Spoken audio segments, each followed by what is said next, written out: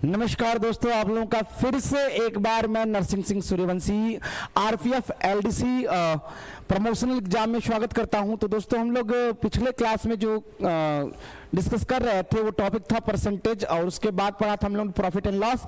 तो आज का टॉपिक बदल रहा है, उसी का जो प्रॉफिट लॉस का ही एक पार्ट है डिस्काउंट। ठीक है ना, हम लोग आज डिस्काउंट पे डिस्कस करने वाले हैं। डिस्काउंट मतलब छूट। ये छूट टॉपिक डिस्काउंट को हम लोग बोलते हैं आपका छूट या फिर बट्टा। ठीक है, ये एक नया टॉपिक है। हम लोग इस टॉपिक में क्या क्या चीजें होती हैं, क्या समझना है, उस पर थोड़ा सा डिस्कस करेंगे, उसका बेसिक समझेंगे हम लोग थोड़ा सा। ठीक है, तो चले क्या आगे, हम ध्यान से समझिएगा। अभी डिस्काउंट में क्या क्या चीजें होती हैं, पहले बेसिक इसका जान लेते हैं हम लोग। ठीक है, चलिए। तो बेसिक थोड़ा सा समझने के लिए हम लोग क्या जानना पड़ेगा, डिस्काउंट का बेसिक। भैया डिस्काउंट का मतलब होता है, अभी जैसा मैंने बताया, छूट या फिर बट्टा। ठीक है, होता क्या है, छूट क्या होता है, सबसे पहले ये मालूम होना चाहिए हमको। छूट वह राशि होता है जो हम लोग एमआरपी पे अंकित मूल्य पर छोड़ते हैं। ठीक है ना, मान लेते हैं किसी वस्तु का एमआरपी मालूम हो आपको, एमआरपी आपको मालूम हो 2000 रुपया। ठीक है, और हमको डिस्काउंट देना है 20%। ठीक है, तो ये 20% हम इसका निकालेंगे, एमआरपी का छूट जो निकालेंगे परसेंटेज में 20,000 का, सॉरी ये 2000 है। ठीक है, ये 20,000 नहीं है, ये आपका 2000 है। 2000 का 20% छोड़ देंगे, 2000 का 20% ऐसे निकलेगा, 2 जीरो खत्म होगा, 2 दूना 4 होगा, 2 जीरो 400 रुपया। यही डिस्काउंट है। और डिस्काउंट हमेशा हम लोग भैया देते हैं एमआरपी पे, ध्यान में रखना है। छूट हमेशा एमआरपी पे देते हैं, और लाभ हानि का कैलकुलेशन जो करते हैं, प्रॉफिट एंड लॉस का जो कैलकुलेशन करते हैं हम लोग कॉस्ट प्राइस पर, सीपी पर, क्रय मूल्य पर, ये प्रॉफिट या फिर लॉस का कैलकुलेशन करते हैं।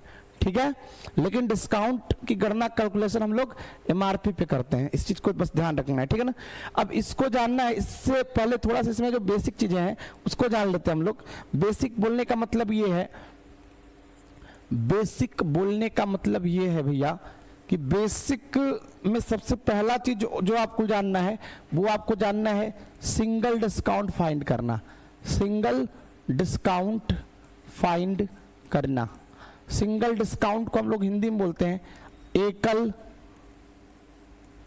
बट्टा।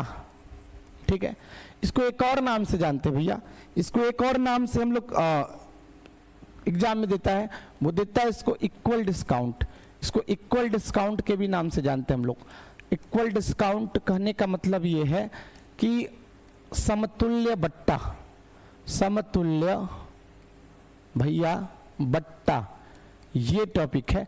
दोनों एक ही चीज है, बस नाम थोड़ा सा उसका अलग अलग कर दिया है। कभी कभी एग्जाम में एकल बट्टा बोलता है, तो कभी कभी एग्जाम में आपका समतुल्य बट्टा बोलता है। एक प्रकार का बट्टा, एकल मतलब, समतुल्य मतलब उसी के समान बट्टा। ठीक है, अब ये कैसे फाइंड करते हैं, ये होता क्या है, मान लीजिए किसी वस्तु पर आपको ऐसे बोल दे कि 2 लगातार डिस्काउंट दे दिया, 20% and 10%. There is 2 consecutive discounts given on MRP, या फिर किसी वस्तु के मूल्य पर 2 लगातार डिस्काउंट दिया गया। आप गए किसी मॉल वगैरह में, एक ही वस्तु पर 2 लगातार डिस्काउंट बोल दिया कि भैया 20% और 10% का 2 लगातार डिस्काउंट है। तो हमारे दिमाग में ये आता है कि 2 डिस्काउंट क्यों दिया भाई, दोनों को मिक्सअप करके एक डिस्काउंट बना दिया होता। ठीक है ना, तो वही एक डिस्काउंट बनाना या फिर उसके बराबर एक सिंगल डिस्काउंट फाइंड करना, जो होता है ना, उसी को हम बोलते हैं सिंगल डिस्काउंट ज्ञात करना। तो इन दोनों के बराबर एक ही डिस्काउंट दे दिया होता तो अच्छा रहता ना भैया। तो वही चीज फाइंड करना कहलाता है आपका सिंगल डिस्काउंट निकालना। ठीक है, चलिए अभी जैसे हम लोग समझ रहे हैं यहाँ पे 20% और 10% का सिंगल डिस्काउंट दो तरीके से, अगर दो ठो है तो दो तरीके से निकाल सकते हैं। पहला जो तरीका है हम लोग जो फॉर्मूला मेथड है वो होता है a plus B minus A B upon में 100। ये दो ठो है तो भैया इसको यूज करके भी आप सिंगल डिस्काउंट निकाल सकते हैं।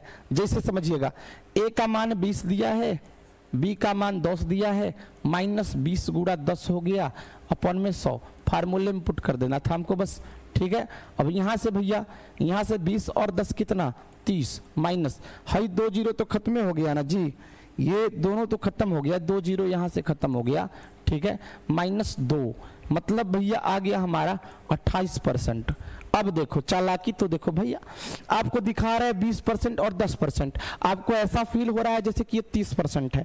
20% का डिस्काउंट और 10% का अलग अलग दो डिस्काउंट लगातार दिया था। हमारे दिमाग में यही आता है, हम लोग जाते हैं तो भैया ये तो 20 10 30 हो गया ना, लेकिन भैया वो क्या है कि वो जो है उसको अगर सॉल्व करेंगे तो वो 28% होगा, वो डिस्काउंट कितना होगा 28% होगा। भैया अगर वो 28% देता आपको तो 2% आपको कम लग रहा होता, अब वैसे आपको लग रहा है कि 30% है, तो भैया इन दोनों का जो सिंगल डिस्काउंट होगा 28% होगा। और दूसरा तरीका भी है इसको सॉल्व करने का, दूसरा तरीका है 100 मेथड। और दूसरा तरीका कैसे अप्लाई कर सकते हैं, ध्यान समझिएगा।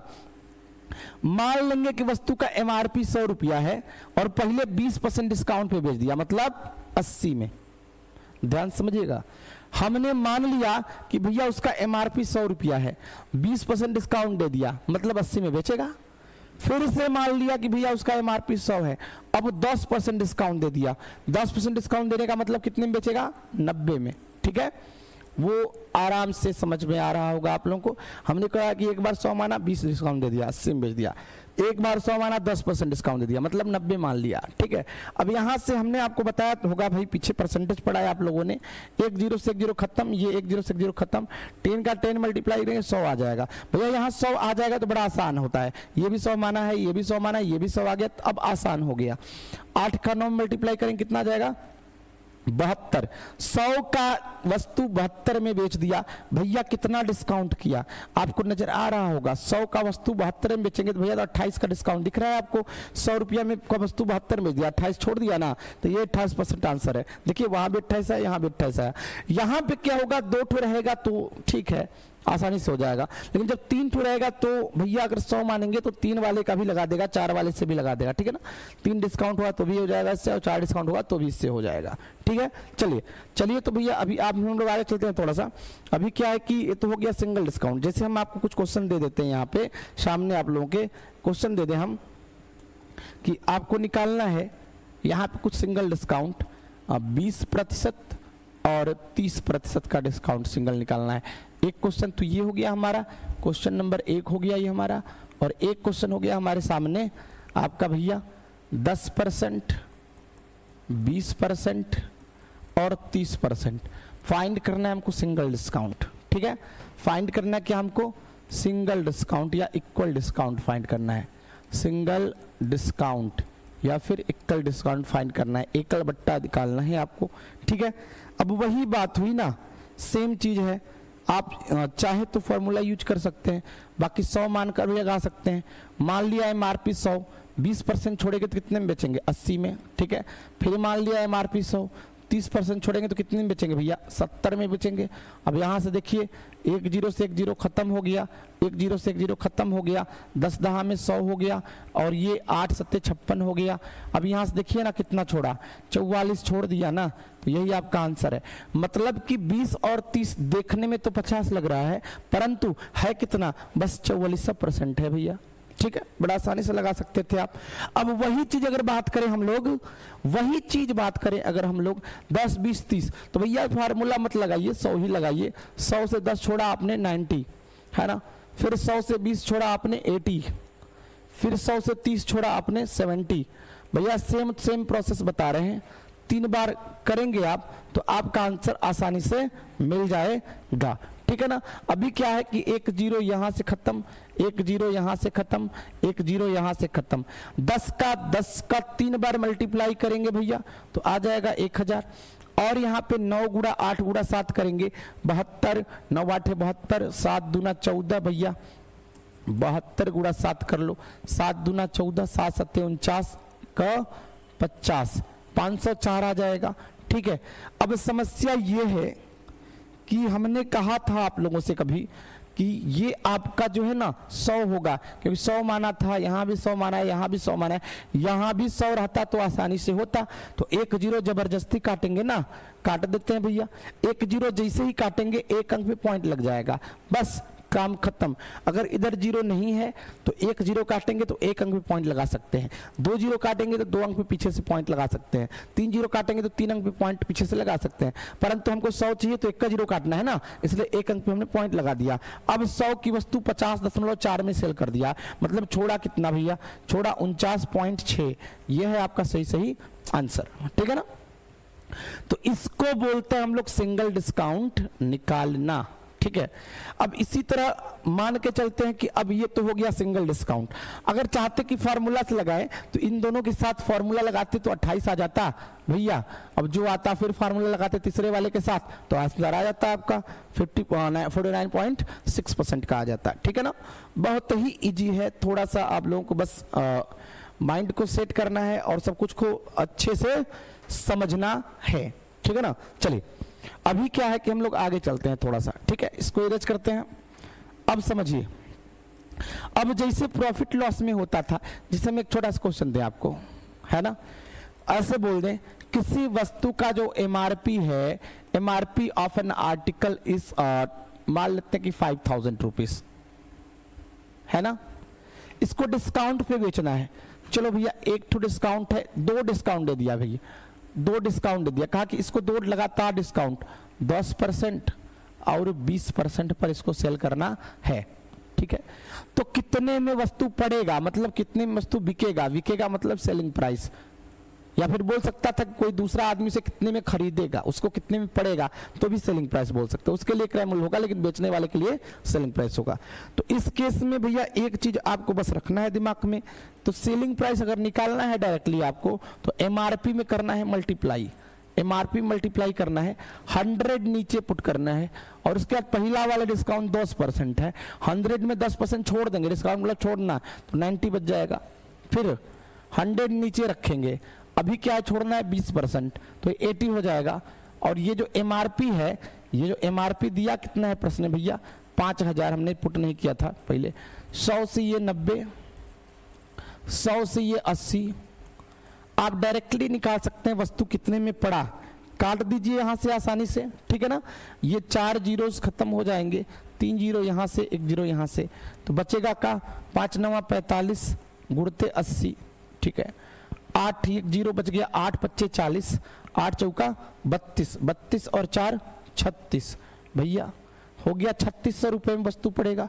5000 का था, 3600 रुपया में वस्तु आपको मिल गया, ठीक है ना। इससे हम ये सेलिंग प्राइस फाइंड कर सकते हैं, ठीक है। तो ये तरीका हो गया। अगर मान लो किसी क्वेश्चन में एमआरपी दे रखा है, सेलिंग प्राइस पूछ रहा है, तो भैया तो भी हो जाएगा इस फार्मूले से, ठीक है। तो अभी क्या करते हैं कि हम लोग चलते हैं प्रश्न की तरफ।